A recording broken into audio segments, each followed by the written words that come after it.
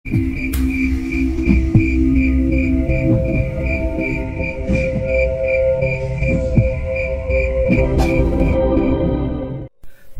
1:15 menit. Siang yang begitu panas dan ruang tunggu dokter praktek kandungan di sebuah rumah sakit swasta di kota Solo terasa panas bagi Wibi. Udara dingin yang berhembus dari kotak-kotak pendingin udara di setiap sudut ruangan itu tidak bisa memberikan pengaruh apa-apa pada tubuh Wibi. Mungkinkah saraf-saraf perasa dingin di kulit tubuhnya telah mati rasa? Dan rasa panas yang membalut tubuh Wibi ini mengapa tidak memunculkan setitik keringat pun di kulit tubuhnya? Keanehan ini menyebabkan rasa gelisah yang perlahan-lahan mencengkeram hatinya. Detak jantung Wibi berpacu dengan detak-detik jarum jam dinding di ruang tunggu tersebut. Entah mengapa, Wibi merasa tidak nyaman selama duduk menunggu di kursi itu. Ini tidak wajar, dan pasti akan terjadi sesuatu, begitu pikir Wibi. Berkali-kali dia mengubah posisi duduk dan menggeser pantatnya untuk mencari posisi yang nyaman di kursi itu. Karena ketidaknyamanan itu pula, Wibi tidak memperhatikan nomor urut antrian periksa untuk istrinya. Tiba-tiba salah seorang perawat jaga berdiri di belakang mejanya sambil menyebutkan nama Ratri, istrinya. "Ibu Ratri Ningtyas, silahkan masuk." "Ayo Rat, ini giliranmu," kata Wibi gugup. Wibi segera menggandeng tangan Ratri dan mengajaknya masuk ke dalam ruang praktek dokter. Dokter itu terlihat muda dan mungkin juga masih muda dalam pengalamannya. "Ada keluhan apa?" tanya dokter muda itu sambil menurunkan sedikit kacamatanya dan menatap Ratri. "Tidak ada keluhan apa-apa dok, cuma kontrol rutin biasa." Dokter itu kemudian membaca buku riwayat periksa kandungan Ratri. Terlihat dia mengerutkan dahinya dan memperhatikan Ratri lagi. "Ini kontrol keberapa?" "Ketiga dok," jawab Ratri. Bukankah dokter itu sudah membaca buku kontrol dan mestinya sudah tahu kenapa mesti tanya segala? Tanya Wibi dalam hati. Wibi hanya bisa menggerutu dalam hati dan rasa gelisah itu belum juga mau keluar dari tubuhnya. Wibi mencoba bersikap tenang saat sang dokter mempersilahkan Ratri berbaring untuk diperiksa kandungannya. Dia dibantu seorang perawat mempersiapkan alat ultrasonografi atau USG untuk melihat perkembangan bayi di dalam rahim Ratri. Dokter muda itu menempelkan alat sensor USG pada perut Ratri. Matanya memperhatikan layar monitor kecil berwarna hitam putih di depannya tanpa berkedip. Terlihat dia mengerutkan dahinya kembali dan berkali-kali menggerakkan alat sensor itu untuk mencari-cari posisi yang bagus untuk melihat gambarnya. Agak lama dokter itu mengamati gambar calon bayi di layar monitor USG. Wibi memperhatikan mulut dokter muda itu bergerak-gerak seperti mengatakan sesuatu. Dan sepertinya dia tidak puas dengan hasil pemeriksaannya sendiri. Ditekannya tombol-tombol pada monitor tersebut. Dan tak berapa lama kemudian muncul 2 lembar foto ronsen hasil sensor USG. Dokter itu mengambilnya dan menuju meja kerjanya. Dengan serius, dia mengamati kedua foto tersebut. Wibi mengikutinya dan duduk di depan mejanya. "Ada apa dok?" Wibi penasaran dan mencoba bertanya padanya. Tapi dia tidak memperoleh jawaban sepatah kata pun. Dokter muda itu tetap diam dan pandangan matanya tidak bergeser sedikit pun dari kedua foto ronsen itu. Sikap dokter muda itu membuat Wibi semakin gelisah. Tak lama kemudian Ratri menyusul dan duduk di sampingnya. Dia juga ikut memperhatikan dokter itu. Dengan harap-harap cemas dia menanyakan keadaan bayi di perutnya. "Bagaimana bayi saya dok?" tanya Ratri. "Calon bayi? Itu baru calon bayi," jawab sang dokter sambil menatap tajam mata Ratri. Iya dok, calon bayi. Terus calon bayi saya kenapa dok?" tanya Ratri gugup sambil melirik ke arah Wibi. "Calon bayi usia 3 bulan ini kelihatan kecil sekali. Dan besarnya tidak sesuai dengan usia kandungan ibu. Bisa dikatakan bahwa embrio ini sudah tidak berkembang," jawab sang dokter muda. Terus bagaimana dok?" tanya Ratri khawatir. "Tidak ada jalan lain. Harus dikuret." "Apa dok? Dikuret? Bukankah itu sama saja dengan digugurkan?" tanya Wibi dengan nada meninggi. "Iya, jawab dokter itu dengan suara berat dan menatap tajam mata Wibi. Dikuret? Tidak ada kamus dalam hidupku untuk menggugurkan kandungan istriku. Pasti ada jalan keluarnya, kata Wibi setengah berteriak. Sementara itu, Ratri hanya bisa terduduk lemas di kursi. Sedangkan Wibi berada dalam puncak kegelisahan. Rupanya peristiwa inilah yang memicu timbulnya getar-getar gelisah yang dirasakan Wibi semenjak mereka tiba di ruang tunggu pasien tadi. Saat itu Wibi merasa bagaikan di sebuah goa yang gelap dan lembab. Suasananya terasa begitu mencekam. Dia melihat dokter itu berubah menjadi hantu wewe gombel yang siap untuk menculik embrio bayi dalam kandungan Ratri dan membawanya pergi entah kemana. Wibi berteriak sekuat tenaga, tapi hanya desahan-desahan yang keluar dari mulutnya. Tenggorokannya begitu kering bagaikan gurun pasir di pantai selatan dengan gumuk-gumuk pasir yang menyumbat jalan nafasnya. Wibi tidak berdaya melawan keadaan ini. Keringatnya bercucuran dan tangannya berusaha meraih bayi Ratri yang telah berada dalam gendongan wewe gombel tersebut. Beberapa saat lamanya, Wibi larut dalam halusinasi pikirannya. Ketika sebuah tangan menepuk pundaknya dan suara lembut terdengar di telinganya menyadarkan bahwa dia sebenarnya masih berada di ruang praktek dokter muda itu. Ayo mas, kita pulang, ajak Ratri. Pandangan mata Wibi kembali normal. Dia menarik nafas panjang dan hawa dingin dari alat pengatur udara perlahan-lahan memenuhi rongga dadanya. Wibi merasa segar kembali dan melihat ke sekeliling ruangan. Pandangan matanya berhenti pada dokter muda itu. Silakan datang lagi secepatnya. Calon bayi istri bapak harus segera dikuret, katanya sambil memberikan foto ronsen USG tersebut.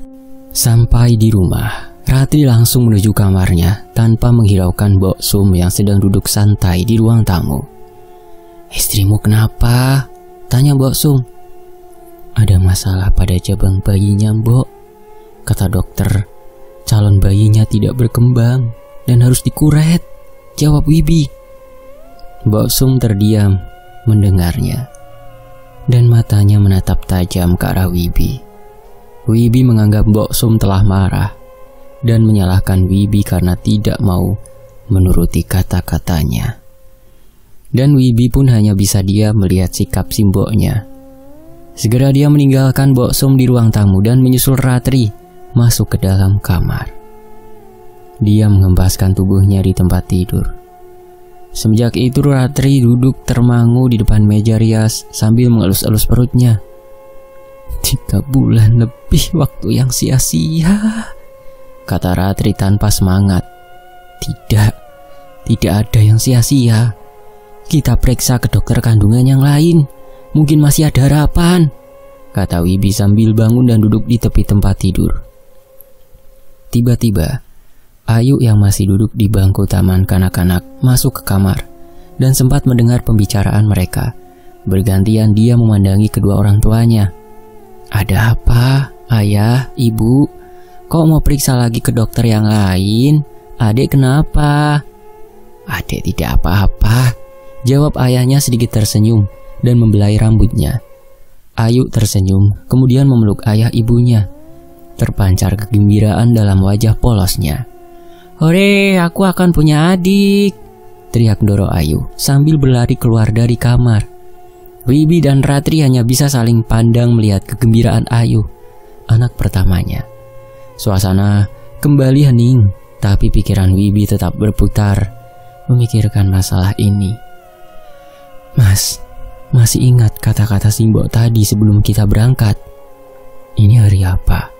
Wibi menjawab pertanyaan Ratri dengan pertanyaan juga. Cepat-cepat dia berdiri dan menghampiri kalender yang tergantung di dinding kamar tidurnya.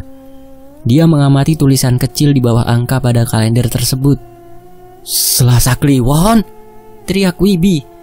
Dia berbalik dan menghempaskan lagi tubuhnya di tempat tidur. Pikirannya kacau. Apakah ini akibat aku dan Ratri melanggar pantangan itu? Seandainya aku tidak tahu adanya pantangan itu dan Simbok tidak memberitahunya, pasti pantangan itu tidak berlaku. Apakah ini sebuah kolom mengoh? Tanya Wibi dalam hati. Wibi teringat istilah kolomengo dalam kepercayaan Jawa. Dalam buku Primbon disebutkan bahwa kolomengo adalah sebuah ucapan atau ujaran. Ucapan tentang terjadinya kesialan setelah sebuah pantangan disebutkan dan sengaja dilanggar oleh yang mempunyai hajat. Mungkin kata-kata Mbok Sum tadi bertindak sebagai kolomengonya dalam kejadian ini. Tetapi bagi Wibi, dia tetap berkeyakinan bahwa kejadian ini hanya kebetulan saja dan sudah menjadi kehendak Gusti Allah. Wibi menghela nafas panjang dan mencoba berpikir tenang untuk mengatasi masalah ini. Pandangan matanya menyusuri langit-langit kamar dan terhenti pada sebuah bola lampu di atas sana. Kita coba periksa ke dokter sepuh. Beliau dokter kandungan paling senior di kota ini dan sudah banyak pengalaman, kata Wibi memberi usul. Tapi hasil USG kan mestinya sama, kata Ratri kurang bersemangat. Mungkin dokter muda tadi kurang teliti dan kurang pengalamannya untuk kasus seperti ini. Kita coba ke sana ya, Rat. Kita berusaha dulu. Selebihnya terserah kepada Gusti Allah apa yang akan terjadi pada calon bayi kita. Wibi terus berusaha meyakinkan Ratri untuk mengesampingkan kolomengo yang telah diucapkan oleh Mbok Sum. Dia memberi semangat pada Ratri agar tetap tegar menghadapi peristiwa ini. Ratri pun membalas dengan senyum manisnya dan dapat menepis jauh-jauh kekhawatirannya akan kehilangan anak keduanya. Selang beberapa hari kemudian, Wibi dan Ratri mendatangi rumah dokter sepuh untuk memeriksakan kandungan Ratri. Mereka berharap pada Gusti Allah akan memberikan keajaiban di balik kasus yang menimpa kandungan Ratri. Semilir angin berhembus pelan memasuki ruang tunggu tanpa pendingin udara di rumah pribadi dokter sepuh. Tidak ada rasa gelisah dan gerah dalam hati Wibi dan Ratri. Mungkin ini pertanda baik atau hanya pengaruh sugesti dari dokter sepuh tersebut, entahlah. Dinding-dinding tembok berwarna putih bersih itu memberikan rasa nyaman pada mereka. Wibi dan Ratri merasa santai dan dapat duduk tenang di ruang tunggu yang relatif sempit itu. Tak lama kemudian, mereka dipersilakan masuk ke ruang periksa. Ada keluhan apa, Bu? Tanya dokter sepuh dengan suara agak berat. Terlihat senyuman menghiasi wajah tuanya dan rambut yang sudah memutih semua. Wibi pun menceritakan kasus kehamilan yang tidak berkembang di kandungan istrinya. Dokter sepuh mendengarnya sambil mengangguk-angguk. Mari Bu, saya periksa, kata dokter sepuh. Dengan dibantu seorang perawat, Ratri berbaring di tempat tidur periksa. Sementara sang dokter menyiapkan alat USG-nya. Terlihat mata sang dokter memperhatikan layar monitor USG dengan seksama dan menekan-nekan tombolnya. Muncul sebuah foto ronsen USG calon bayi Ratri. Ini memang kecil sekali bentuknya. Sepertinya baru berusia 12 minggu. Jadi memang masih kecil, kata dokter sepuh. Tapi menurut perhitungan kami sudah lewat 3 bulan, Dok, kata Ratri. Mungkin Ibu salah hitung, tapi tidak apa-apa. Kita lihat perkembangan selanjutnya. Masih bisa diobati, kata dokter sepuh sambil menulis sebuah resep obat. Lega rasanya hati mereka berdua mendengar kata-kata dokter sepuh tersebut. Ratri bahagia tersugesti dengan kata-kata tersebut dan kembali bersemangat. Mereka kembali ke rumah dengan perasaan tenang dan menjalani kehidupan mereka dengan normal, seperti pasangan suami istri lainnya tanpa beban. Sejenak mereka dapat melupakan tentang lelembut, pantangan, maupun tentang tradisi leluhur yang terasa menyulitkan. Dan kejadian yang dialami oleh Ratri adalah kejadian medis yang dapat diatasi dengan tindakan medis pula. Begitu kesimpulan Wibi terhadap kasus yang menimpa Ratri, istri tercintanya. Meskipun telah dianggap melanggar pantangan bepergian di hari Selasa Kliwon, 2 minggu kemudian, Wibi mengantar Ratri memeriksakan kandungannya ke dokter sepuh itu lagi. Dan pada saat itu kandungan Ratri dinyatakan berkembang dengan normal. Kejadian itu memang diawali dengan adanya pantangan yang dilanggar oleh Wibi dan Ratri. Meskipun tidak dapat dibuktikan secara empiris, bahwa keduanya adalah kejadian yang saling berhubungan. Namun bagi Mbok Sum, hal itu menjadi fakta yang tak terbantahkan bahwa lelembut akan mengganggu kehidupan manusia apabila ada pantangan dalam tradisi dan kepercayaan leluhur yang dilanggar. Dan hal itu yang sebenarnya ingin Mbok Sum tanamkan lagi pada anak dan menantunya, terutama pada Ratri, agar mau melaksanakan sesajen untuk membau rekso dan agar perjanjian tumbal ketiga Mbok Sum dapat segera terlaksanakan. Bagaimana calon bayimu, Nduk? Tidak apa-apa, Mbok. Masih ada harapan. Ini coba diberi obat, diminum setiap hari. Semoga saja bisa berhasil. Syukurlah kalau begitu. Si Mbok juga mendoakan supaya kamu dan calon bayimu itu sehat. Tapi kamu harus lebih berhati-hati mulai sekarang. Jangan mengabaikan pantangan leluhur, kata Mbok Sum dengan mimik wajah serius dan mengelus perut Ratri. Si Mbok mendoakan saja ya, Mbok. Jangan menakut-nakutiku dengan pantangan dan tradisi leluhur begitu. Zamannya sudah berubah dan itu hanya kebetulan terjadi bersamaan, Mbok. Dan kata dokter itu kejadian medis yang sudah sering terjadi. Kebetulan bagaimana? Lawang sudah jelas sebab akibatnya, begitu masih ngeyel juga, kata Mbok Sum dengan nada agak keras. Bukan begitu, Mbok. Ratri merasa tidak enak karena membantah terus apa yang dikatakan oleh Mbok Sum. Pokoknya kamu harus memperhatikan hal ini. Memang ada aturan-aturan dalam tradisi kita sebagai orang Jawa yang tidak boleh dilanggar dimanapun kita berada. Dan aturan itu tetap berlaku padamu dan anak keturunanmu kelak. Termasuk jika melanggar pantangan harus membuat sesajen bau rekso lelembut untuk menebus kesalahanmu. Tapi Mbok, zamanku sekarang sudah berbeda dengan zaman si Mbok dulu. Sekarang sudah banyak perubahan. Bagaimana dengan pekerjaanku jika harus mempersiapkan segala borampe untuk bancaan maupun sesajen yang lainnya, Mbok? Mbok Sum terdiam mendengar penjelasan Ratri. Beliau seperti tidak berkenan dengan perdebatan itu. Mbok Sum ingin agar Ratri tetap mau nguri-uri atau melestarikan tradisi dan kepercayaan Jawa seperti yang telah Mbok Sum lakukan sejak dulu.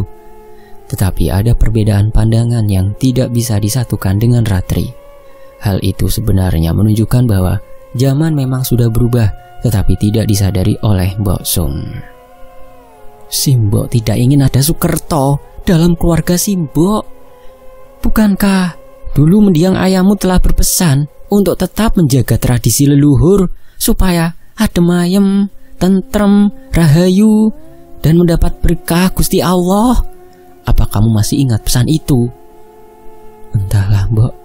Aku sudah tidak ingat lagi kata-kata mendiang ayah itu.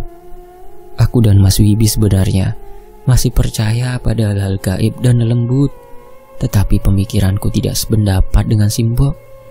Tradisi itu tidak logis bagiku, Mbok. Bancaan dan sesajen itu seperti memberi makan pada lembut atau makhluk gaib lainnya, sehingga kita akan tergantung terus padanya dan mengesampingkan kekuasaan Gusti Allah. Bukan mengesampingkan, tetapi minta keselamatan dan berkah pada Gusti Allah, kata Mbok Sum dengan tegas. Tapi Mbok, Ratri tidak ada waktu untuk mempersiapkan ubur rampe bancaan yang begitu banyak. Ratri mencoba mencari alasan lain untuk menolak ritual bancaan tersebut. Tetapi Mbok Sum pun tak kurang akal agar Ratri benar-benar mau melaksanakan tradisi leluhur tersebut. Jika saat ini kamu tidak sanggup, biar si Mbok saja dulu yang mempersiapkan dan melaksanakan semua ini untukmu. Tetapi kamu harus berjanji untuk melanjutkan tradisi ini seterusnya. Si Mbok cuma tidak ingin kamu dan bayimu terkena Sukerto karena melanggar pantangan itu. Kata-kata Mbok Sum sedikit melunak, walau belum ada kata sepakat di antara mereka berdua. Ratri berada dalam dilema. Dia hanya bisa diam mendengar permintaan Mbok Sum. Berat hatinya untuk mengiyakan permintaan itu, karena Ratri tidak ingin tergantung selama hidupnya dengan ritual bancaan dan tradisi lainnya yang hanya akan memperkuat eksistensi lembut dalam kehidupannya. Bagaimana, Nduk? kamu bersedia meneruskan tradisi leluhur ini? Katanya kamu kasihan sama Simbok.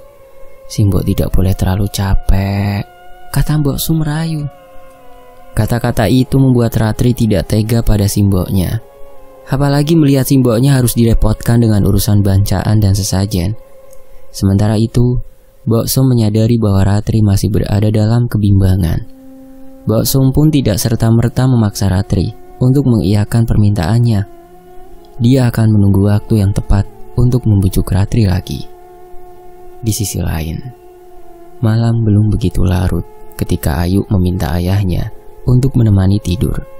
Sebentar kemudian, udara dingin mengharuskan Wibi untuk menyelimuti anaknya yang sudah tertidur lelap. Wibi kemudian keluar kamar menuju ruang makan. Dilihatnya sang istri sedang makan di sana. "Mas, aku merasa kejauhan jika kontrol kandungan ke tempat dokter sepuh itu lagi. Lagian, kalau tiba waktunya melahirkan harus juga ke rumah sakit, karena rumah dokter sepuh tidak ada kamar bersalinnya," kata Ratri sambil menyantap makan malamnya.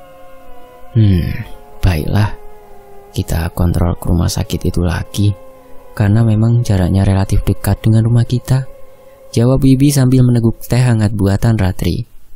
Tapi sayangnya dokter sepuh tidak praktek di sana.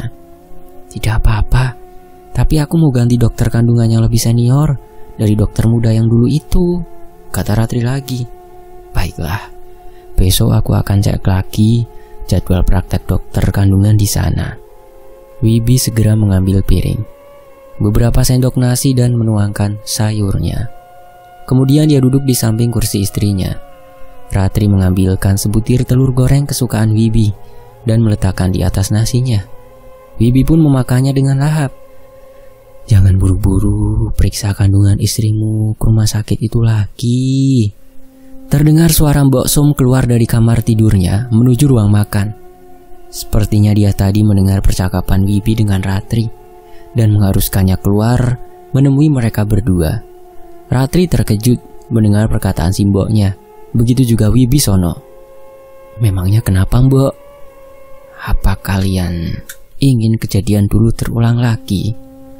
Sukerto itu masih mengikuti anakmu, apalagi jika harus kembali ke sana. Sejenak Wibi dan Ratri hanya bisa saling pandang. Apakah ini kalau mengol lagi? Duh, Gusti Allah, semoga tidak terjadi apa-apa dengan calon bayi dalam kandungan Ratri, kata Wibi dalam hati. Simbok, kenapa Simbok berkata begitu? Tanya Ratri. Karena tempat itu telah memberi sawan pada anakmu, jawab Mbok Sum. Tapi besok Ratri mau ganti dokter lainnya, Mbok, yang lebih berpengalaman, kata Wibi ikut memberi alasan. Sama saja, selama masih di rumah sakit itu, anakmu dapat terkena sawan lagi, karena Sukerto itu masih ada. Sawan dari mana, Mbok? Rumah sakit itu kan terawat, bersih, dan tidak terkesan angker. Kecuali sawan dari penyakit-penyakit medis. Dan lagi jarak dari rumah ke rumah sakit itu relatif lebih dekat bila dibandingkan dengan rumah sakit lainnya, Mbok. Wibi mencoba memberi penjelasan kepada ibu mertuanya dan tetap pada prinsipnya bahwa kasus yang terjadi pada bayi dalam kandungan istrinya adalah murni kasus medis. Karena pada saat itu ada juga pasangan muda yang memeriksakan kandungannya dan calon bayinya sehat-sehat saja. Begitu juga dengan orang-orang yang mempunyai hajat pada saat itu tetap melakukan aktivitasnya. Rupanya kalian belum juga mengerti maksud simbokmu ini. Maksud simbok bagaimana? Tanya Ratri. Sawan itu disebabkan oleh gangguan lembut dan hanya bisa dihilangkan dengan pemberian sesajen. Tetapi selama ini kalian berdua tidak percaya dan tidak mau melaksanakannya juga, jelas Mbok Sum. Bukankah lebih baik begitu, Mbok? Kalau kami tidak percaya maka tidak akan berpengaruh apa-apa, tanya Wibi. Bukankah ada gangguan dengan kandungan istrimu? Itu pengaruhnya karena kalian tidak mau menebus kesalahan kalian dengan membuat sesajen untuk bawa rekso kampung ini. Tapi gangguan kandunganku sudah dapat diatasi oleh dokter sepuh, Mbok. Dan itu karena sebab medis. Jadi tidak ada alasan kalau aku kembali periksa ke rumah sakit itu lagi, kata Ratri. Bukan masalah bisa diatasi atau tidak, tetapi sebab awal adanya gangguan itu yang harus kalian pahami, Ratri. Dana lembut itu akan terus mengikuti anak dalam kandunganmu selama kamu belum membuat sesajen untuk menebus kesalahan kalian. Tapi Mbok, si Mbok tidak akan memaksa kalian untuk percaya. Tapi si Mbok merasa kasihan pada anakmu kelak. Pahami maksud si Mbokmu ini, Dok? Terjadi sedikit perdebatan di antara mereka dengan Mbok Sum. Semua tetap pada pendapatnya masing-masing, sehingga tidak ada titik temu di antara mereka. Wibi tetap pada keputusannya, menyetujui usul Ratri tanpa bermaksud membantah pada omongan Mbok Sum. Mereka berusaha untuk berpikir secara logis dalam menghadapi masalah ini. Rupanya, keyakinan mereka begitu kuat untuk menolak tradisi leluhur dan ritual sesajen. Aku harus sabar dan lebih telaten lagi untuk memberikan sugesti pada mereka, terutama pada Ratri. Untuk sekian kalinya, usaha Mbok Sum menemui jalan buntu, dan tiap sebulan sekali Wibi tetap mengantar Ratri untuk kontrol kandungannya ke rumah sakit swasta yang dulu. Bersambung, nantikan bagian berikutnya hanya di Fakta Sejarah. Terima kasih untuk penulisnya, aku Wattpad Pomo Wicca, dan terima kasih buat teman-teman yang sudah menyimak sejauh ini di sini di Fakta Sejarah. Sampai jumpa di bagian berikutnya. Saya pamit. Wassalamualaikum. Alhamdulillah.